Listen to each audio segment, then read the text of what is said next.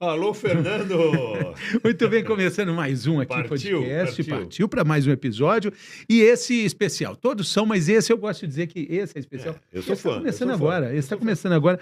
A gente já tem um tempo que queria ter essa personalidade aqui conosco, já um tempo negociando, porque ela também tem um podcast 50 mais, ela também trabalha nesse universo, mas trabalha de um jeito bastante eficiente e a gente está com essas negociatas. A gente olha e admira. Admira.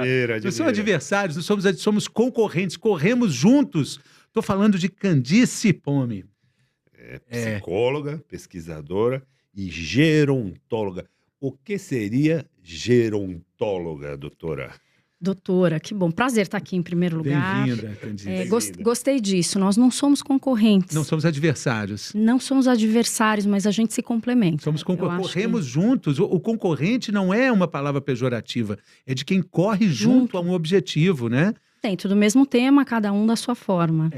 Lindo. Fala logo do seu podcast, que é o Tantos Tempos, Isso. né? O Tantos Tempos é um podcast feito, pensado para olhar a maturidade, para olhar o envelhecimento, mas com tempo para discutir as perguntas que valem a pena serem feitas. Então tem ali um gostinho de filosofia, de arte, de medicina, de cultura, e mais do que tudo tem uma celebração à vida. Então a gente tem feito conversas muito lindas, com duplas, são sempre um homem e uma mulher. A gente acha que trazer essa visão feminina e masculina colabora muito para poder dar novas cores, né? Aumentar o repertório sobre o que é envelhecer. E é um podcast feito a muitas mãos, né? Fui convidada para participar na segunda temporada, ele já existia, era apresentado pela Maria Cristina Poli. Estava dizendo para vocês, um super desafio, não ser jornalista e substituir ninguém menos do que Maria Cristina Poli, mas é feito com muito carinho. Tem um grupo que pensa esse podcast. Você tinha falado sobre gerontologia, né? O que é gerontologia? Gerontologia. A gerontologia, ela está para a área da parte biopsicossocial, assim como a medicina está para a geriatria. Então, a medicina cuida biologicamente do envelhecimento. O envelhecimento das células, do ser, dos músculos, né? De forma mais material.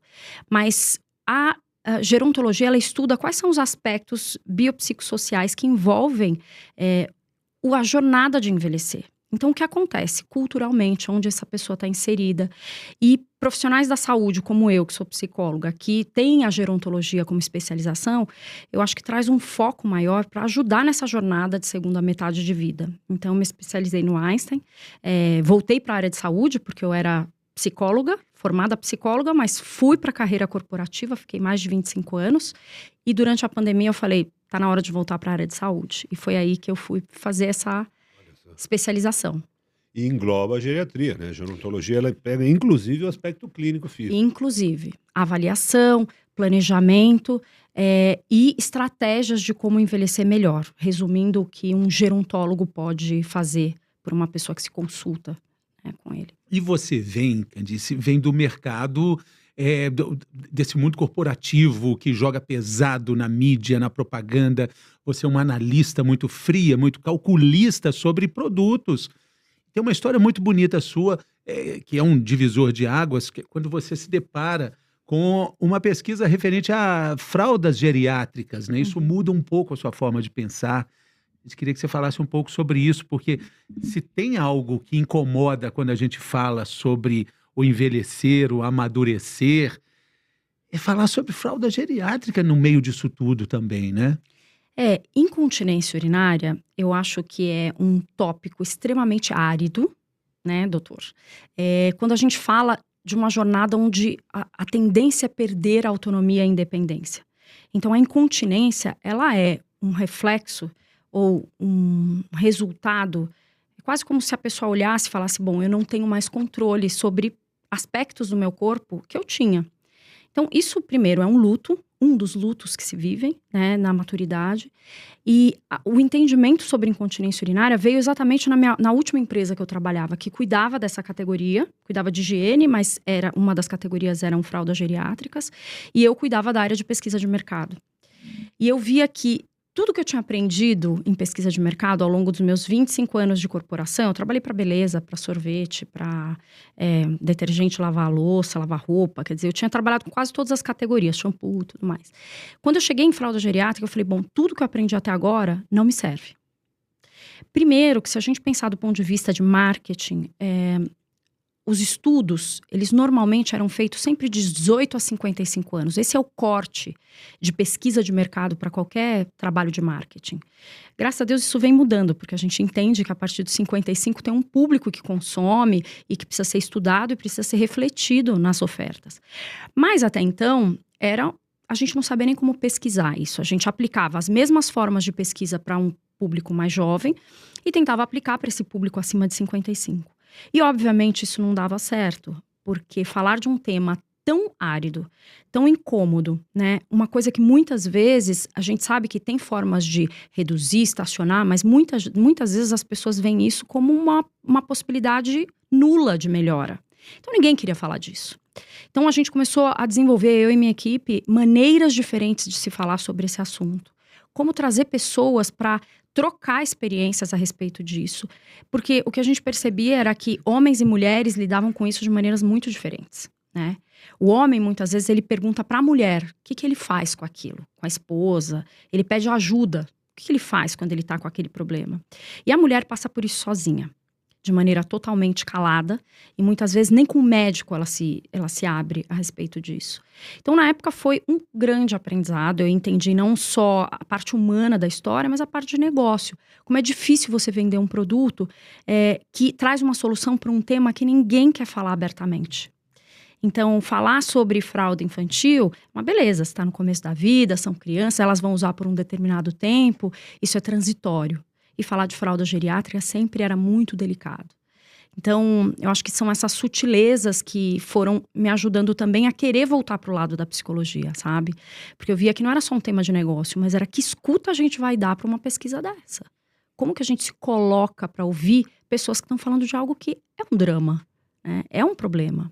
E aqui no nosso dia a dia, nas nossas entrevistas, a gente já discutiu em outras ocasiões a respeito do como o mercado grisalho, o mercado prateado é importante, né? Quer dizer, um indivíduo que vai consumir esse produto que é voltado para o envelhecer, para a pessoa mais velha, e o quanto isso é importante, né? Sim. Cada vez mais importante, né?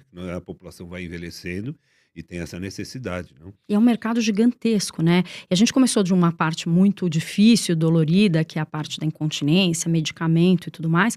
Mas a gente tem um universo gigantesco de entretenimento, de cultura, de educação. E formas eficientes de resolver esses problemas. Estamos falando de incontinência urinária, até mesmo fecal, mas tem fraldas que parecem cuecas, calcinhas. Problema resolvido, vida a ser vivida.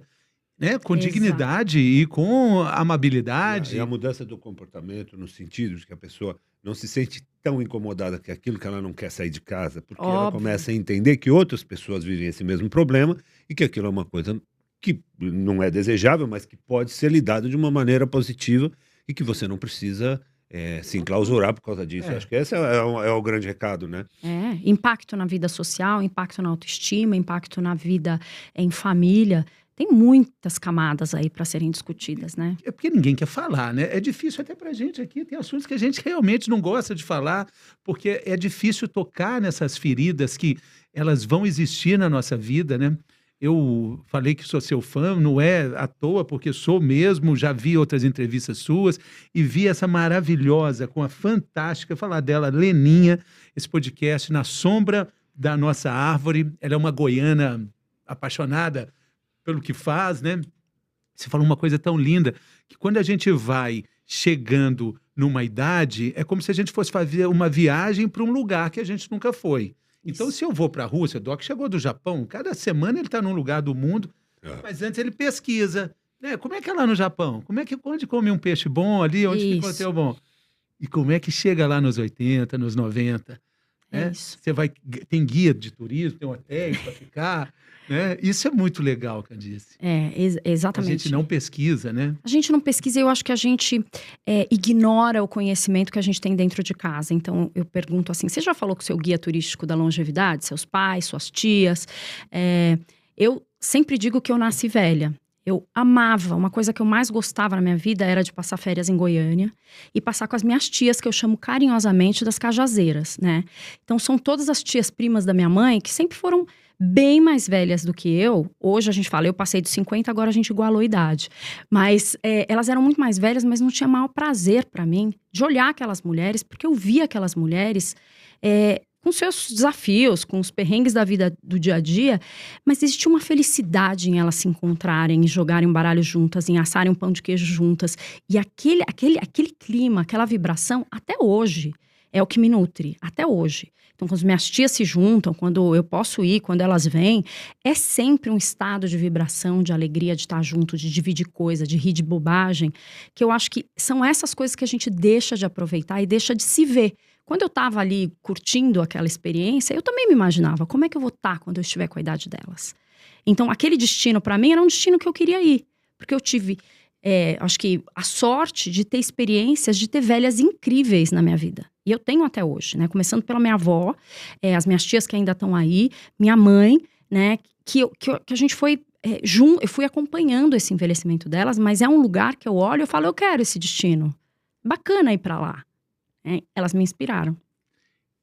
E a gente tem medo, por quê? Acho que a gente tem medo, primeiro, por essa falta de contato com a velhice no dia a dia, né? Eu acho que quando a gente fala de Japão, de países latinos, a gente ainda tem a cultura do envelhecimento em casa. Então, tem muito, né, do vô e da avó vir morar em casa, tem muito ainda de convívio com vó e vô e tudo mais. Mas tem muitos países, até é meio que um ciclo que tem uma certa consistência. Quando você vai para os Estados Unidos, Europa, onde um filho sai de casa aos 18 para fazer uma faculdade e é esperado que esse filho saia de casa, porque se ele não sair é sinal de falta de sucesso. Que menino esquisito, né? Esse, que ainda mora com os pais, tirando a família italiana, né, que dá uma seguradinha. Árabe também segura muito. Né? Árabe e tudo mais. O resto é esperado que sucesso é que eles saiam de casa, alcem voos, a partir do momento da faculdade. E aí o que acontece? Esses filhos também, quando os pais envelhecem, é esperado que eles façam o quê? Que eles coloquem esses pais em um lar, né, uma instituição de longa permanência. Então, esse ciclo é coerente nesses países, onde tem um corte muito abrupto de saída e quando as pessoas envelhecem. Aqui, a gente está envelhecendo muito rápido. Acho que vocês já discutiram isso várias vezes, né? Mas aqui no Brasil, a gente está envelhecendo muito rápido.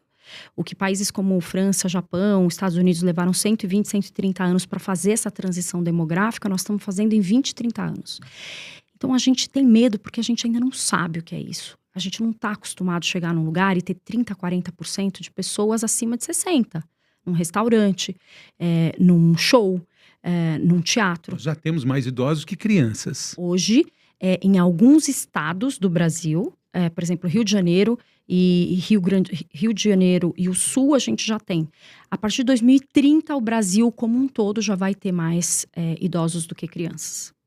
De 0 a 14. E depois mais idosos do que jovens. E depois mais idosos do que jovens. Que vai continuar andando, né? Vai continuar girando. A taxa de natalidade diminuindo e a taxa de expectativa de vida crescendo. Inversão da pirâmide, não é? Inversão da pirâmide, essa mesma. E esses idosos vão viver, né? Parece que no último século a gente ganhou uma expectativa de vida significativa, de cerca de 3 décadas, né? Isso. Que podem ser distribuídas, não é só no finalzinho, não, né? A gente pode polvilhar, né? No meio, né? A gente pode viver esses 30 anos de uma forma mais saudável, né? Você sabe que tem uma gerontóloga também americana que se chama Barbara Waxman. Eu a conheci em uma formação que eu fiz também no pessoal da...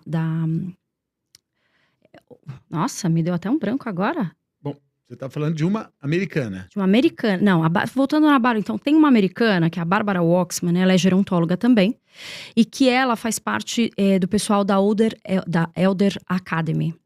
Né? E eles falam... Ela fala uma coisa muito interessante, que ela diz que a segunda metade da vida, ela chama de segunda adolescência. E ela fala que existe o átrio ali da segunda metade da vida, que é dos 45 aos 75.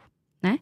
E neste, de 45 a 75, eu falei, os 30 anos que você ganha de expectativa de vida, eles podem estar exatamente nesta janela de 45 a 75.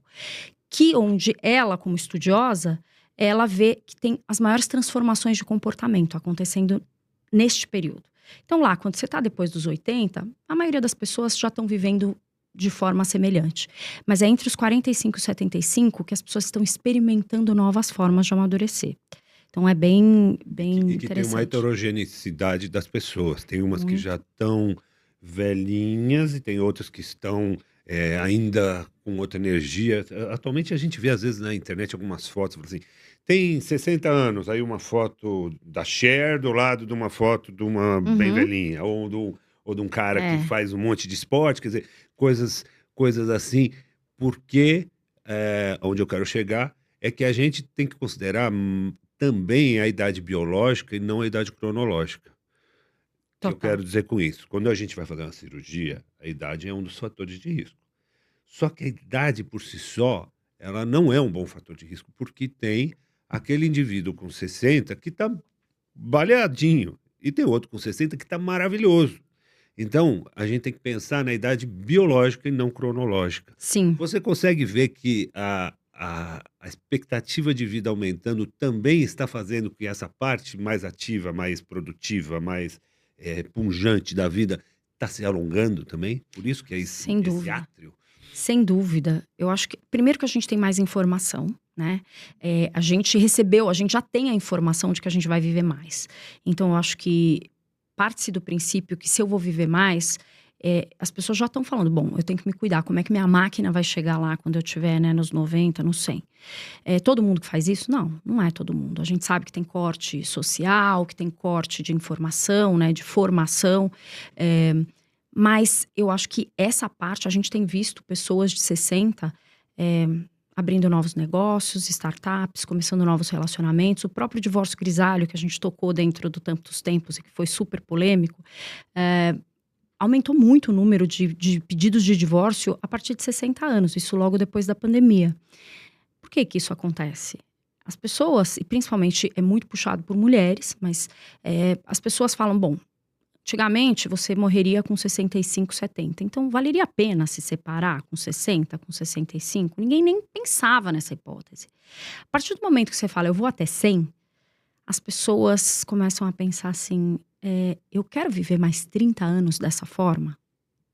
Quando jurava para até que a morte o separe, A morte está longe. a morte estava mais perto. Tá Agora mais- eu falo, escuta, ninguém me avisou que eu A tenho morte que tá ficar até assim, 100, né? A né? morte está mais E longe. tem um exercício muito interessante, né, de entendimento social do que vai ser com uma esticada maior ainda. Se a gente falar mais para frente de 150 anos de vida, 200 anos de vida, não tenhamos dúvida. No futuro, isso vai ser possível. E como é que vão ser os relacionamentos, os empregos, as aposentadorias, os relacionamentos com os filhos? Não vou nem falar de sogra, que vai Plano de saúde, seguro de plano saúde, de já saúde, imaginou? seguro de saúde, Mobilidade. consumo, mobilidade. Isso tudo vai ser revisto, não é? É uma grande revolução que vem Será por que a aí. gente vai um dia fazer um podcast sem mais? Diz que quem vai viver 150 anos já está na Terra. Pode ser qualquer um de nós três aqui, incluindo o Smile, que é o nosso técnico. É que eu mais acho provável tem mais que seja chance, ele que é mais principalmente jovenzinho. depois que ele tirou a barba. Mas imagina, não é uma coisa impensável, como tantas coisas foram impensáveis num passado não tão distante, né? Nossa, é a grande revolução que a gente está vivendo.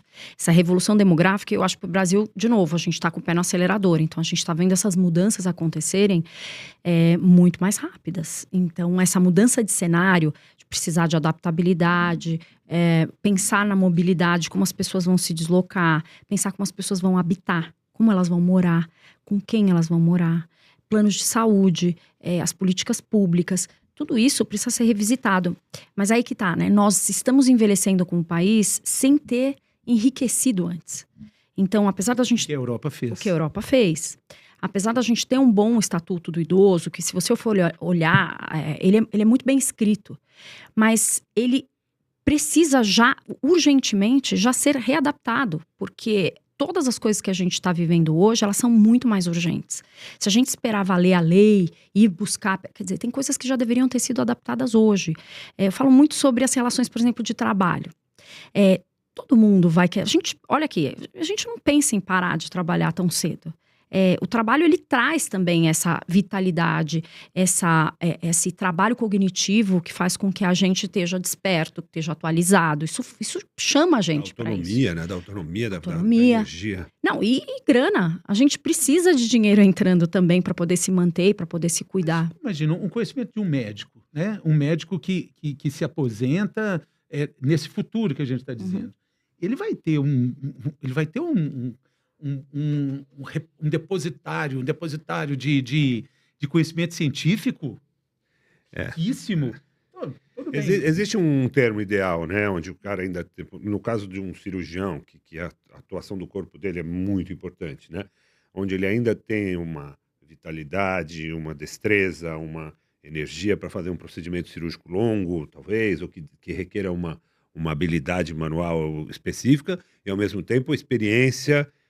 Quer dizer, então tem uma curva que faz assim, depois abaixa, então tem um ponto onde você tem muita destreza e muita experiência. E depois começa a ter mais experiência, um pouco menos de destreza, e antes você tem mais destreza, mas talvez menos experiência.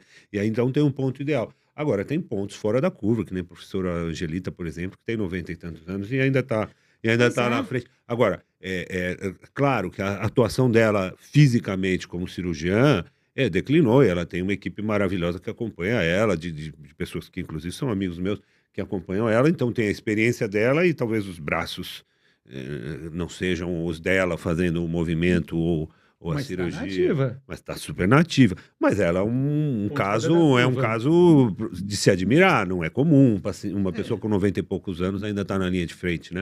Mas é incrível, acho que a gente vai começar a ver mais e mais disso. A pergunta é, a doutora Angelita tem um lugar para colocar o conhecimento dela? A gente precisa de lugar para as pessoas continuarem a trazer este repositório de aprendizado e serem valorizadas por isso. Alguém quer ouvir o que ela tem a dizer, né? Queira ouvir e que ela Elas querem possa... ouvir o que ela tem a dizer, e nem sempre um idoso tem para quem contar aquilo. Ou dividir aquilo que ele sabe. E isso vai desde um marceneiro, né? A um jardineiro, a um médico. Isso conta para todos, um padeiro, qualquer pessoa que trabalhe com maestria naquilo que faz, ela deveria ter espaço para ensinar e para ser reconhecida, né? E também poder monetizar, se esse for o caso ou a necessidade. Eu acho que nisso as políticas públicas elas estão atrasadas, porque até para uma empresa, para ela contratar alguém, a gente tem que pensar que no CLT, 8 horas por dia, não faz muito sentido. Não faz muito sentido o ganho por hora. Uma pessoa que tem 60 anos de experiência, a hora dela não pode valer o mesmo que uma pessoa que tem 20 anos e que tem 5 de experiência ou 3 de experiência. Então, essa lógica, ela não está adequada para o momento que a gente vai viver. E para isso a gente precisa quebrar muitos paradigmas. Muitos paradigmas. E é um desafio para toda a sociedade, né? Para que esse conhecimento sobre como lidar com o envelhecer seja mais dinâmico. A gente ouve sempre falar, bom, musculação não é opcional, você tem que fazer para viver mais, tem que ter músculos fortes. Mas é preciso conhecimento também, conhecimento que tem que ser permeado ali desde quando a criança começa, né? Aquela história, o carro saiu da concessionária, Sim. Ele já não é mais um Sim. carro zero, né? Nós também não somos, né? Eu vi também você falando sobre a informação básica. Você precisa tomar água, porque a água vai ser fundamental para o desenvolvimento cognitivo das células e do organismo como um todo. A água que a gente que toma aqui. Mas é preciso saber por que você precisa tomar água. A gente precisa desses saberes, né? Sobre que estão relacionados com o envelhecimento também. E que são muito básicos, né, Fernando? Quando eu fui para gerontologia, eu abri o meu perfil no Instagram, o Beyond Age, para eu poder fazer meio que uma coletânea do que eu estava aprendendo. Porque eu falava, não é possível que a gente não aprendeu isso no primário. Por exemplo, parece básico, mas eu falava, eu não sabia que um idoso desidrata exponencialmente mais rápido do que uma pessoa em idade mais jovem. E não sabia que, por exemplo, um idoso pode apresentar sintomas de delírio quando ele está desidratado. E as pessoas imaginam que ela está em delírio, que ela está uma série... Ou com antibiótico. Ou com antibiótico. Tal da síndrome mental orgânica. Ou com uma infecção urinária. Então, a primeira coisa, você fala assim, nossa, meu pai ou alguém tá com Alzheimer. Não, primeira coisa, ele tá hidratado? Existe alguma infecção urinária em curso? Todas essas coisas, elas podem dar o aspecto e os sintomas de delírio. Interação medicamentosa? Polifarmácia, interação medicamentosa. Então, essas coisas foi me dando muita curiosidade e eu escrevia no meu perfil, porque eu falava assim, gente, não é possível que a gente não saiba dessas coisas. A gente, na escola, aprende, né, que a gente vai nascer, crescer, se reproduzir e morrer. Eu sempre brinco, falo, ninguém te explicou que você, entre se reproduzir e morrer, tem pelo menos 5 décadas. Tem muita coisa que a gente tem que aprender ali.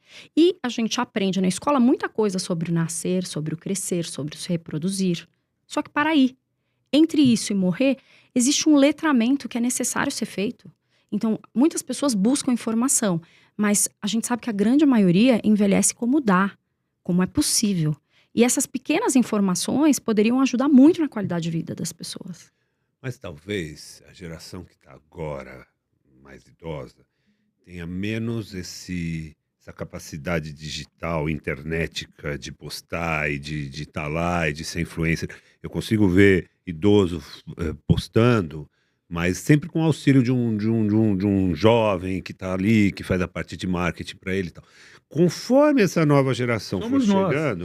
Somos nós. Conforme a nossa geração for chegando... Eu não sou melhor que... Não, a gente às vezes precisa de ajuda, claro. Não é isso que eu estou querendo dizer. Somos nós que estamos na fila? Então, mas o que eu estou querendo dizer é o seguinte, talvez a internet dá espaço aos TikToks, ou não sei o que vai ser daqui para frente, mas dá espaço para você publicar e você ter uma voz para quem quer te ouvir.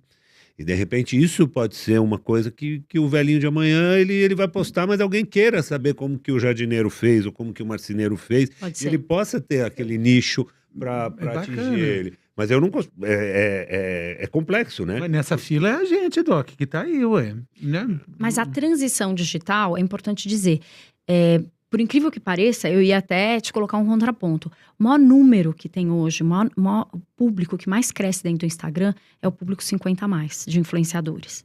Por outro lado, também as startups, novas startups no Brasil, um grande percentual é fundado por pessoas 50 a mais. Então, a gente também tem um olhar de que a tecnologia e o envelhecimento, eles estão afastados.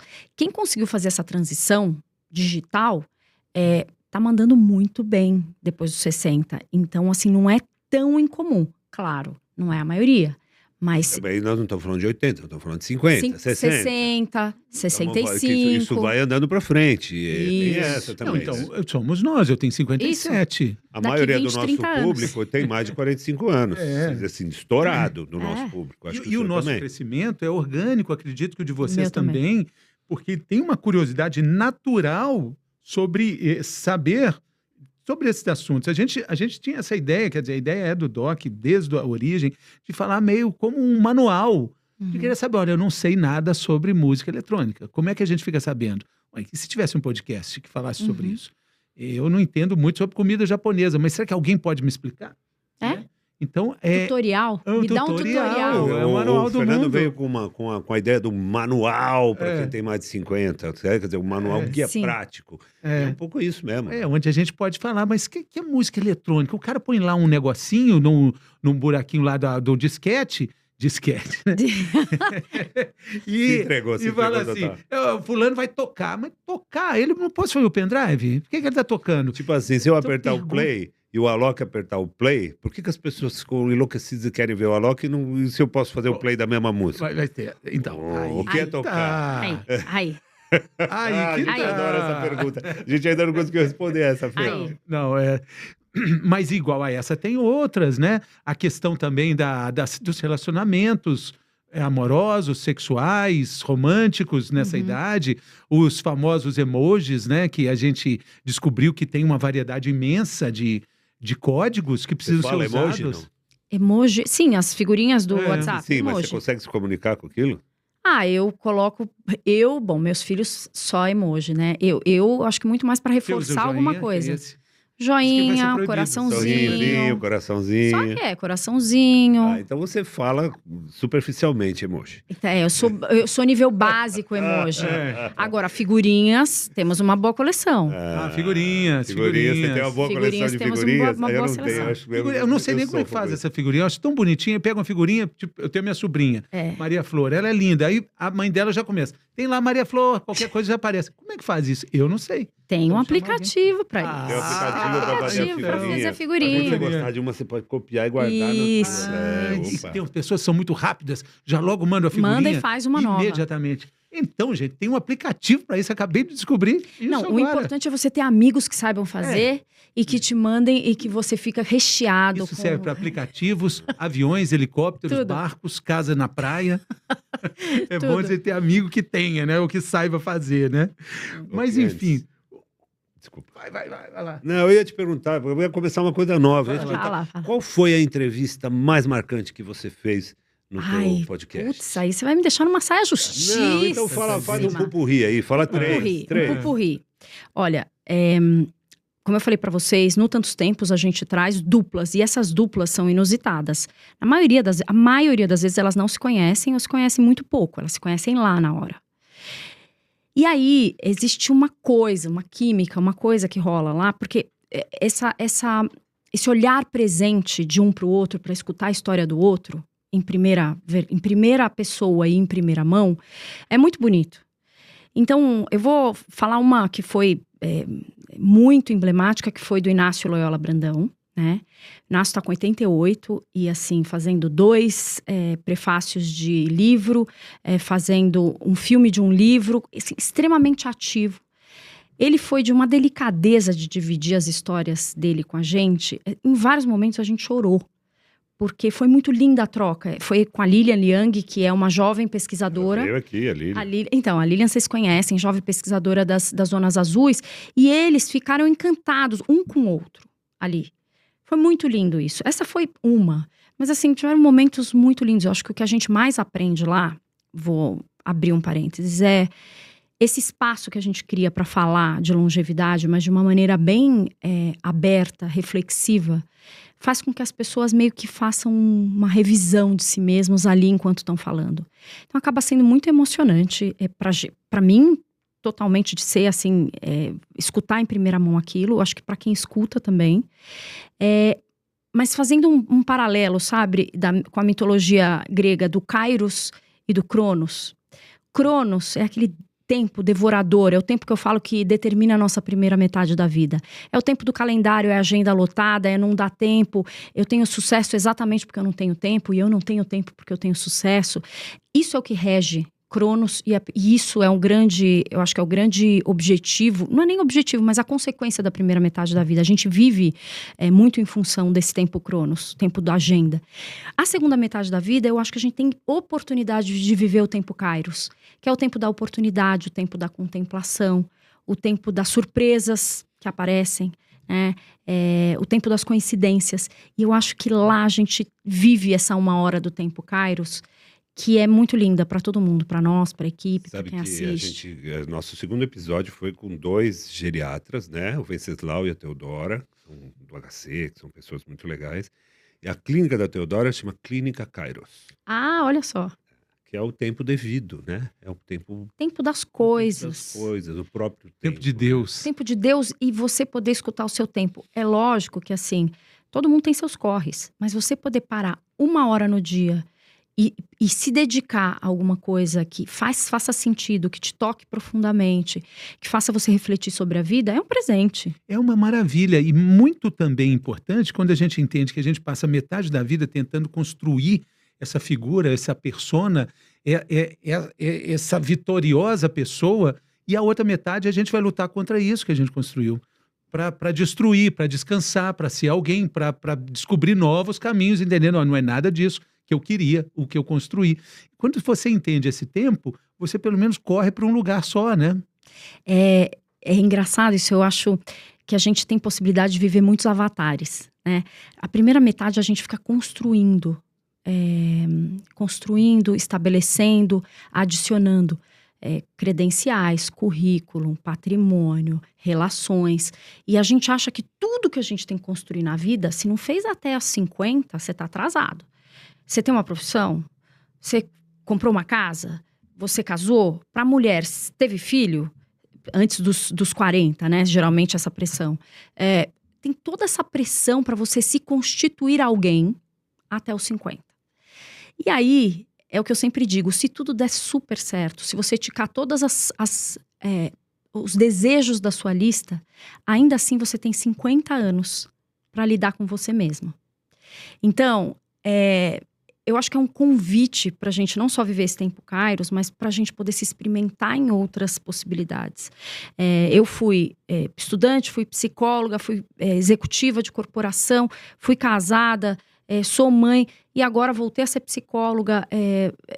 Estou me descobrindo numa carreira de apresentadora. Acho que tudo isso te convida a falar, peraí, esse lado meu eu não conheço. Peraí, essa parte aqui eu tenho vontade de experimentar. Nunca experimentei, mas tenho vontade de experimentar. Você acha que a pessoa tem a percepção, quando vira essa chave, olha, eu já fiz isso, agora eu preciso mudar o meu tempo. Eu acho que a pessoa... Não. Eu acho que não. Acho que a pessoa se perde Não. e ela continua buscando. Não, agora eu vou fazer isso, agora eu vou fazer aquilo. Não. Eu acho que pouquíssimas pessoas conseguem olhar para o próprio umbigo e entender que talvez o momento poderia ser outro. Tem toda a razão. Por isso que se chama crise da meia-idade. O que os estudiosos, gerontólogos atuais chamam de chamado da meia-idade e não crise. Por quê? Porque é um chamado da vida para falar, escuta, essa persona aqui que você construiu, você já viu como é. Você já experimentou. Tá a fim de experimentar outras coisas ou tá a fim de seguir um pouco mais nessa vida? E aí a vida vai te dando oportunidades. Cabe a você dizer, falar, não, tá tudo muito bem desse jeito, eu quero continuar assim até o resto e sou feliz assim. Tem muita gente que e tá tudo bem. Mas se você sente aquela angústia, aquele desejo, falando, tá faltando alguma coisa aqui, é a hora de se conhecer, aí a psicóloga, né, falando de voltar para se conhecer, se fazer as perguntas que precisam ser feitas e ter coragem de respondê-las. Porque é isso, muitas vezes a gente tem muitos questionamentos, mas para responder a gente precisa ir fundo em algumas questões. Então, quando eu falo na mentoria em longevidade, quando eu falo com as pessoas que me procuram exatamente para planejar a segunda metade da vida, a gente começa pelas perguntas difíceis. Todo o diagnóstico que eu chamo de espiral da vida. Como está a sua vida afetiva, como está a sua vida profissional, a que você quer servir nesse momento da sua vida. Muita gente está empregada e bem empregada, mas fala, eu estou só repetindo o mesmo script. E aí, você quer continuar repetindo? E perguntas difíceis, perguntas desagradáveis, tipo uma delas. Se você acorda de manhã e não tem ninguém para te chamar, e você vai dormir à noite, não tem ninguém para te levar para a cama e não tem ninguém para falar para você dormir ou não, você fica feliz ou fica triste? Pergunta feliz importante. Ou triste, Doc? Cara, era um dia de eleição e eu fiquei numa balada até tarde, perdi a hora e acordei e não votei. Não sei porque eu dormi até muito mais e não votei. E aí eu fiquei pensando, cara, se eu morresse, os caras iam me achar aqui no outro na dia. quarta-feira. Alguém ia falar, porra, cadê o... Sei lá. E aí me deu um certo vazio, mas de uma maneira geral, eu gosto de que não tenha ninguém para me chamar, não sei. Mas naquele dia me deu uma dorzinha no coração de que talvez... Solidão ou solitude, né? Momentos. Mas eu lido bem com a solitude. Momentos. Mas eu acho que a gente tem dela. isso. A gente tem momentos de solitude e momentos de solidão dentro de uma mesma vida. E tá tudo certo, é isso mesmo, né, gente? Imaginou você morrer e ninguém te achar por uma semana? Coisa horrorosa. Acontece. Acontece. Isso acontece, né? Acontece. Isso acontece. Mas também você já morreu, não tá nem aí, não faz mais diferença. Não. Tudo bem, mas a ideia é triste, né? A ideia é muito triste. É muito triste. Sabe outra ideia equivocada? Outro dia eu estava num jantar conversando com um jovem promissor técnico de futebol, do futebol brasileiro, primeira divisão, nem precisa falar o nome não, mas um cara muito talentoso. E ele falando, eu vou trabalhar, estou trabalhando muito, 30 e poucos anos, não tem 40. Com 55 eu já quero ter dinheiro suficiente para aposentar, não fazer mais nada. Eu com meus 57 pensei, mas e aí você vai fazer o quê? Eu falei assim, acordar, surfar, tomar uma, surfar de novo. E que mais? Surfar outra vez. E que mais? Jantar, Dá comer 3 meses para ele fazer isso, depois e mais? ele E que mais? Nada. É o momento que ele está vivendo, calma. Mas já não é hora de entender que não está faltando coisa aí, você vai precisar de coisa. Você já tem que entender que você precisa de coisas para colocar nessa prateleira da Você vida. precisando do dinheiro ou não. Eu acho que a grande maioria do Dinheiro é Brasil um detalhe. precisa da parte Quer de dizer, monetizar. dinheiro é um detalhe para quem tem, né? Exato. Dinheiro é um detalhe para quem tem. Não, mas eu entendi o que você quis dizer. Mas Pode é ser isso. que alguém tenha mais ou menos dinheiro, Mas vai tem uma precisar. vida vazia assim mesmo. Tem gente que é tão pobre que Só tem dinheiro. Exatamente, exatamente. Agora, essa questão de o que eu vou fazer, até a gente colocou esses dias alguma coisa do tipo, olha, a gente se aposentava até 65 e depois as pessoas morriam com 65, 70. Ou seja, a aposentadoria, ela estava justa, você trabalhava até o final da vida. Claro que a aposentadoria, ela chegou como um fator de libertação, porque as pessoas pensam, principalmente a geração que está se aposentando agora, eu não vejo a hora, eu vou me aposentar para fazer o que eu quero. E aí você tem mais 30 anos de vida, diferentemente das gerações dos nossos pais, que morriam mais cedo. Você tem 30 anos pela frente. Você pode decidir que você não vai fazer nada. E se você tem essa condição de não fazer nada. Mas uma vida vazia também, né, doutor, é espaço para doença. Seja física ou psicológica. Eu acho que... Eu vejo que essa pessoa que diz que vai ficar surfando, quando chegar lá, vai arrumar outra coisa para fazer, não vai aguentar. A mulher dele estava do lado, falou assim, eu falei tanto, ela, tá bom, você vai abrir uma ONG. Eu falei, então tá bom. Eles entenderam, assim, eles não querem pensar nisso agora, Lógico. Porque tá cedo, mas e eu acho que... ninguém quer repetir, eu acho que a mesma vida profissional até o resto da vida. Ninguém quer, mas você tem outras formas de prestar serviço, seja voluntário, seja... para sua própria família. Claro, não tem nada mais vazio que acordar e não ter que fazer. De emprego. A própria Lilia Yang que você falou, ela contou aqui sobre o conceito do Ikigai. Isso. Que é você ter um propósito para você sair da cama. Você tem uma coisa que você deseja e quer. Pode ser cuidar das tuas plantinhas, não precisa ser nada de extraordinário, não precisa salvar o mundo. Fazer um almoço né? para a família. Tipo, pode ser uma coisa simples, planejar o almoço do domingo, você falou bem. Mas isso já é o suficiente para ter um propósito para aquele dia, né? Claro. Eu gosto sempre de contar aqui a história da nossa querida Leda, né? Que a Leda Passa é uma jornalista fantástica, uma amiga muito querida. E a gente tem uma produtora e eu sempre chamo ela para trabalhar, aposentou. Eu não quero trabalhar, você não entende, Fernando, eu não quero mais. Eu falei, Leda, mas você é tão competente, eu preciso tanto de você nos projetos. Não quero. Leda, então faz um trabalho filantrópico, trabalho de graça. Ela falou, eu gosto de fazer bordado, eu gosto de costurar. Eu falei, então isso é trabalho. Mas isso também é trabalho. Só que para ela, isso não é trabalho. Eu tento explicar para ela, Leda, isso é o trabalho. Eu queria que você ficasse comigo, fazendo um trabalho bacana, vamos fazer o que você gosta. Não tem jeito, eu espero um dia convencer a Leda Pasta de voltar a trabalhar. Mas são trabalhos, né? São pequenos projetos. Eu acho que o nome grandes né? Exato. Falar trabalho, né? Atrapalha o E a pessoa conceito. que quer parecer mais jovem porque não lida bem com a ideia de envelhecer. Então, a ideia do anti-aging, que anti-aging não sei se é de fato ficar mais jovem ou parecer mais jovem, né? Então, como funciona isso?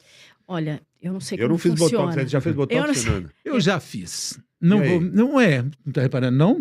Não. Então atingiu o objetivo, era pra ficar natural. Que ninguém percebeu. Era pra ficar natural. Eu tenho uma nora que é dermato, né? Então ela olha e fala assim, sogrito, tá ruim aqui, eu sei. Aí ela mandou bala em você deixou? No casamento, né? Eu fui padre do casamento do meu filho.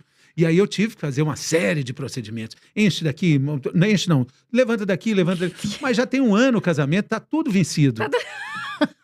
Hora de voltar na hora de voltar. Você nunca fez nada? Hora de voltar na tem que fazer, já falaram que esse meu bigodinho branco tá horrível, mas eu gosto dele, deixa ele aí. Bonitinho, tá um médico, doutor. Doutor, né? Doutor. Então. Aparência é um tema sensível, vamos dizer assim, né? E especialmente para as mulheres. De novo, a gente aprendeu, éramos até pouco tempo um país jovem, né? Jovem por ter sido descoberto, né, mais recentemente. País do futuro, país dos jovens, e a gente tem mudado isso, né? Muito rapidamente. Então, beleza pra gente, o conceito do que é belo está associado à juventude. Tem as praias, tem o corpo. Tem o corpo, tem a coisa da gente ser o país que tem mais procedimentos estéticos, plásticos, né, do mundo, número 1 do mundo. Então, existe essa expectativa de que ser belo, é ser aquela pessoa que tem uma aparência de juventude. Mas aí eu pergunto, eu vejo pessoas como Isabela Adjani, como Sofia Loren, como Costanza Pascolato, como minhas tias, a Lilian Patti. São pessoas que são belas na idade que elas estão. Então, o conceito de beleza, quando a gente tem 20, a gente acha que beleza é o físico. Quando a gente tem 50, a gente entende que vai muito além do físico. Você pode conhecer uma pessoa belíssima, tem uma vida vazia, ou que não tem repertório, ou que não tem uma conversa agradável, ou que não tenta ser agradável.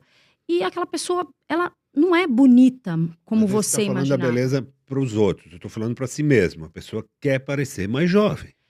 Eu não sei, eu acho que tem isso, mas tem também as pessoas que estão entendendo, estão querendo rechear outras partes da vida. Aí que tá, a atenção não tá unifocal. A pessoa tá com a atenção difusa. Ela quer que o corpo dela esteja funcionando bem, ela quer fisicamente olhar para o espelho e gostar do que vê, mas ela quer comer bem, ela quer estudar. E eu acho que quando você põe a sua energia de maneira difusa, investida em vários pilares, você não vai retirar a sua poupança só da beleza. Quando você apostou todas as suas moedas na sua parte física e você não se vê mais como você era com 20 anos, essa poupança não vai lhe render. Vai te trazer, vai Eu frustrar entendo suas perfeitamente isso. expectativas. Muitas vezes a vida profissional da pessoa gira em torno Em torno dela da ser beleza. belíssima. Na hora Isso. que ela deixa de ser belíssima, sobra pouco. A gente até Exato. discutiu aqui o conceito de ex-modelo, se existe ex-modelo. A modelo deixou de ser modelo, ela não é mais, pela idade que ela deixa de ser, tem uma idade para ser modelo. Tem modelos maduras hoje, belíssimas, e hoje já existe um espaço em passarela, a gente não sabe o quanto isso é consistente, mas nas marcas, acho que já começou uma abertura. Mas existem modelos maduras até hoje, existem agências de modelos maduros. Essas não são ex. Essas Não são ex, são ex-modelos. atuais. Agora, tem ex-modelos que viraram personal stylist, tem ex-modelos que viraram roteiristas, tem ex-modelos e que foram recheando a vida porque sabiam que essa vida só Claro. do corpo, ela tinha tempo para terminar. Na nossa conversa, uma das modelos era dentista também. E ela falou assim, eu não sou ex-dentista. Mesmo sem exercer a profissão, eu sou uma dentista, Sim. mas sou ex-modelo. Mas é porque a formação do dentista dá um diploma de dentista, fala, bom, você tem um diploma Exato. de dentista. Se esse dentista tiver, sei lá, um AVC, um derrame e não conseguir mais exercer, ele ainda assim tem um diploma e fala assim, esse cara é um Mesmo quando ele dentista aposentar, ele vai aposentado, ser, é um dentista que não exerce a profissão. Sim. O modelo, assim, ela foi modelo, agora não trabalha mais como modelo, jogador então de ela é uma futebol. ex-modelo. Exato. Eu não vejo muito problema nisso, mas naquele dia deu um certo estresse, assim. Eu né? também Elas não ficaram vejo. incomodadas. Igual Não ex-craque. O cara nunca foi craque, tem ex-craque em atividade, né? Exato. Não, ex-jogador de futebol. Tem ex-craque jogando, inclusive. Tem. Tem ex-técnico jogando, trabalhando. Sabemos. É. Sabemos. Mas isso é muito, muito interessante também, porque quando a gente vai discutir a questão do posicionamento, a gente falou desse mercado, né, Uhum. pulsante, cheio de grana no mundo todo, que viaja, que corre o mundo, que sabe comprar produtos de beleza. Existe um hiato aí, quando a gente fala dos 50 a mais, sobre essa roupa. Eu acho que para as mulheres esse problema é menor, mas para os homens existe uma dificuldade de posicionamento. De Nossa, novo, para as mulheres eu acho difícil também. tem 57. Você vai usar. Quem um senhor de 57 anos usa o quê? Né? Qual loja ele vai? Qual sapato ele usa? Né? Eu acho que esperto seria quem começasse a lançar coisas e focasse para esse público, porque vai ter mercado.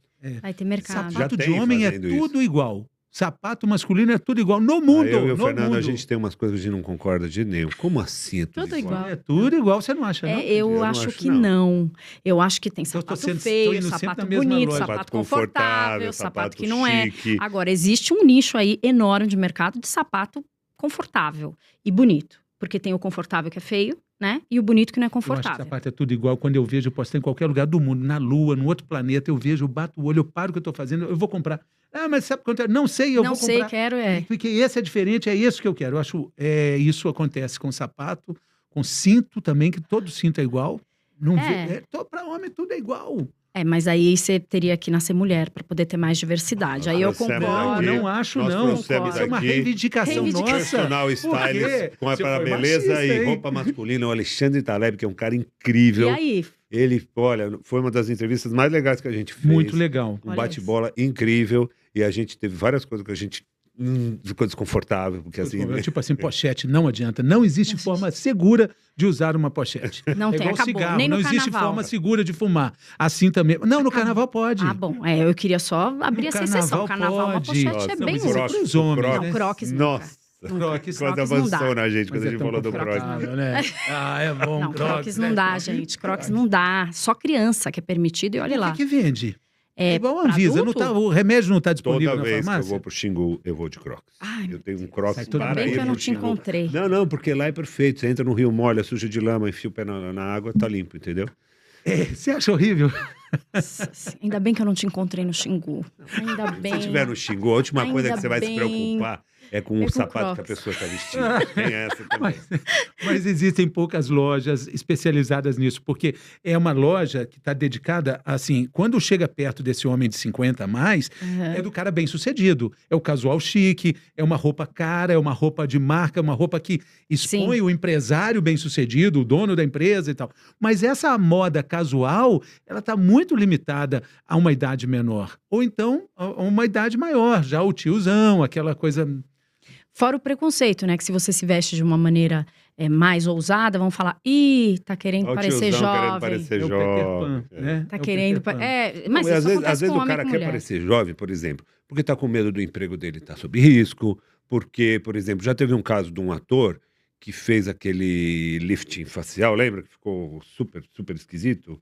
Foi O que fez, o que fazia a carga pesada lá, o Bino. Sim, Nossa. sim. Foi horrível. Outra Assim, pessoa. mas assim, e a resposta dele foi assim: não tenho papel para minha idade, eu não quero parecer mais jovem, mas parecer mais jovem me ajuda a garante. conseguir trabalho. É.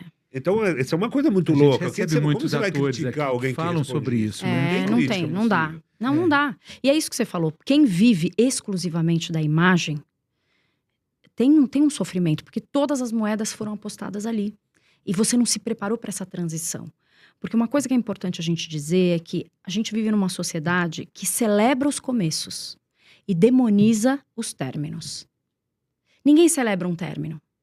As pessoas celebram, você começou um novo emprego, olha no LinkedIn que você vê. Parabéns, você começou um novo trabalho. Parabéns, você... Não.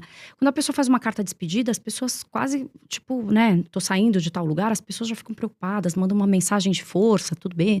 Mas assim, ninguém celebra falando feliz nova vida. Eu sempre escrevo para as pessoas, feliz nova vida. Quando você está saindo de um lugar, quando você está terminando um relacionamento, quando você está terminando um tempo numa empresa ou num trabalho, ou saindo de uma casa, se mudando... Feliz nova vida. Você vai ter a oportunidade de experimentar outras coisas a partir daquele momento. Então, a gente deveria celebrar os fins da mesma forma que a gente celebra os começos. Você teve essa oportunidade com sua avó, você escreveu uma carta de despedida para ela, até bem antes, né? Dela morrer de puff, como você disse. Uhum. A minha avó, eu acho que... Eu sempre trago minha avó para todas as minhas conversas. Eu falo, coitada, não deixo ela descansar. Porque... A Dona Dete, eu era a neta mais velha, eu tinha uma relação muito, muito próxima com a minha avó. Fazia muitas coisas com a minha avó. Tenho muitas lembranças boas. Aliás, acho que todas. Eu não tenho só lembranças boas com a minha avó. E a gente se fazia muita companhia, se dava muito bem. E a minha avó foi uma mulher que viveu muito bem e morreu muito bem. E eu acho que eu aprendi muitas coisas. Eu tive a grande inspiração para começar a trabalhar com gerontologia e com envelhecimento foi assistir o envelhecimento da minha avó. Porque eu via que nela tinha alguma coisa diferente. Como é que ela se prepara? Primeiro que ela sempre foi a mais velha dessas tias que eu falava, ela era a mais velha. E ela sempre foi uma inspiração para todo mundo. Era a primeira vez que eu notava que não era uma pessoa mais jovem que inspirava, era a pessoa mais velha. A minha avó era muito inovadora, então ela costurava, ela fazia os modelos de roupa dela, saía um monte de gente copiando, porque ela fazia coisas coloridas, diferentes, com bolsos em lugares estratégicos. Ela falava, não sou engenheira, mas sou engenhosa. Ela estudou até a 4ª série do primário, mas ela foi professora tendo só a 4ª série do primário. Então, com a minha avó, eu aprendi muitas coisas. Exercício físico, cuidar das finanças. Ela, né, teve padaria com meu avô durante muito tempo. E todo mundo falava, pra que fazer aposentadoria, INSS? A senhora tem padaria, não sei o que. Ela foi lá, escondido, fez a aposentadoria dela e foi o que manteve ela até o último dia. Ela fez hidroginástica até 90 anos. Ela era a mais velha da escola. Todo mundo, o dia que ela não ia, ficava todo mundo perguntando, cadê? Né? E a minha avó, a partir dos 95, que ela começou a ficar mais acamada, toda vez que eu ia a Goiânia, eu me despedia da minha avó. Toda vez eu saía chorando. Todas as vezes. Porque eu não sabia se era a última vez que eu ia vê-la. E ela sempre estava lá, pronta. Todas as vezes que a gente ligava, ela falava, vó, tá tudo bem? Ela, acamada, ela falava, está tudo ótimo. A Candice, tem até um vídeo meu, que a Candice tá aí? Tá, ela passa o batom para poder falar comigo no vídeo. Então, eu tive um exemplo maravilhoso na minha casa, e quando eu fui, na minha família, né? Quando eu fui estudar gerontologia, eu aprendi que tudo que minha avó fazia de maneira totalmente intuitiva, a academia estava falando que aquilo era o caminho para envelhecer bem. Então, não tem como não trazer a Dona Dete para todas essas conversas. Ela foi uma inspiração e continua sendo em todo o meu trabalho com E envelhecimento. você fez uma carta? Fiz uma carta agradecendo tudo que a gente viveu juntas. E que ela vive em mim. Em absolutamente tudo que eu faço com relação ao envelhecimento, ela tá. Eu lembro de coisas que ela falava, né? Natal, todo Natal eu lembro, porque ela falava, olha, você acorda, amanhã você já tá de férias, a gente vai no Mapping comprar o presente para todo mundo. Então eu ia com ela até o Mapping, no centro da cidade, a gente comprava presente para a família inteira, eu sabia o presente de todo mundo, porque eu que embrulhava, e ela falava, não conta para ninguém. Então a gente era muito conectada, isso desde muito cedo. A gente tinha exatos 30 anos, não, na verdade, exatos 50 anos de diferença. Eu nasci quando ela tinha 50, ou seja, com a minha idade, ela virou Eu ia avó. te perguntar, como Com a era a minha Dona idade. Dete com a sua idade? Ela era uma senhora já, né? Uma senhora. Uma senhora de 50 anos. Uma senhora de 50 anos, já tendo sua primeira neta. A gente tinha 50 anos. Eram 50 anos que nos separavam e todo o universo que nos De unia. uma vida tão rica assim, mereceu essa morte tão linda, como você diz, de puff. Ela falava. A minha avó, ela planejou até a morte dela. Ela falava assim, eu não quero ir embora porque eu não quero deixar vocês. Mas ela falava, eu já tô cansada. Falei, vó, e aí? Um dia ela me chamou, mais ou menos uns 5 anos antes dela morrer, e falou, abre esse armário. E eu abri, ela falou, pega essa caixa que tem aí. Quando eu abri, tinha um vestido super bonito de seda, bordado e tal. Eu achei que ela fosse me dar, porque todas as vezes que eu ia, ela me dava alguma coisinha. Ela foi dando, a herança dela, ela ia dando aos poucos. Tanto é que quando ela morreu, tudo já estava com todo mundo, não teve que fazer, enfim, não teve nenhuma discussão. Ela falou, essa é a roupa que eu quero ser enterrada.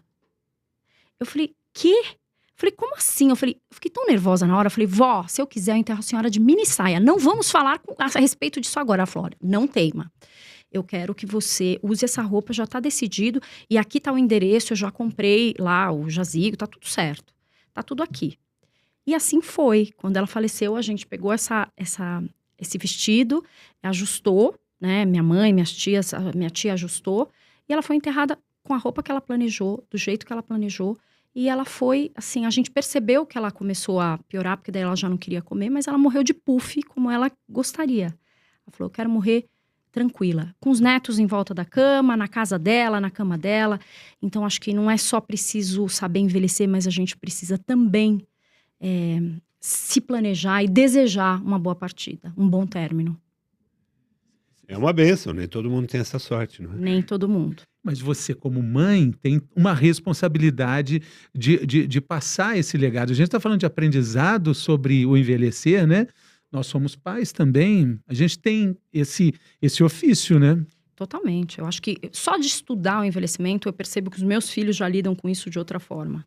Porque eu falo, eles já estão tão catequizados de escutar falando todo o tempo, mas existe uma apreciação pelas pessoas mais velhas. Existe um olhar de beleza. Minha filha faz moda, né? Na FAAP.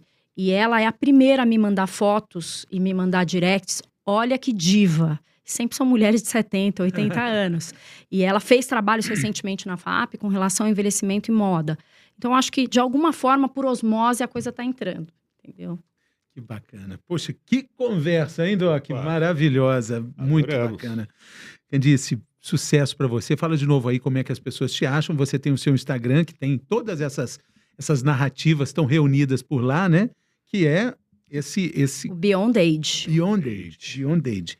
E o podcast, que é o Tantos Tempos. Que é o podcast meu, do Aron, da Carol, da Cris, do Paulinho. Somos muitos ali fazendo esse trabalho com tanto Um amor. grande abraço ao Aron. Eu tive a oportunidade de conhecer. A gente está se devendo um café para trocar umas Tem que figurinhas. Tem que sair. Muito obrigado, viu? Sucesso. Prazer enorme estar com vocês. Valeu. Obrigada. Ficamos por aqui, tem que fazer. Vocês fazem isso? Tipo, ó, dá like, vamos. Não? Então não vamos falar nada. Só encerra. Rebelião, não vou falar nada. Tchau.